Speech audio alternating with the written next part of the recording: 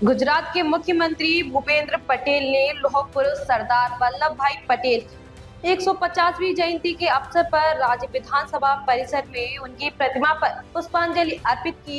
उन्होंने कहा कि सरदार पटेल ने राष्ट्र का एकीकरण किया और प्रधानमंत्री नरेंद्र मोदी के नेतृत्व में गुजरात सबका साथ सबका विकास की भावना के माध्यम से एकता और विकास के दृष्टिकोण को कायम रख रहा है।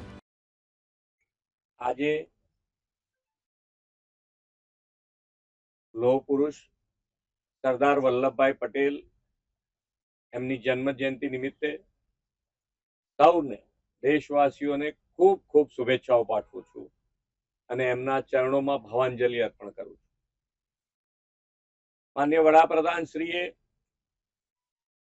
स्टेच्यू ऑफ यूनिटी सरदार साहेबनी सौथी ऊंची प्रतिमा बनाई अने एमने श्रेष्ठ अंजलि अर्पण करी छे।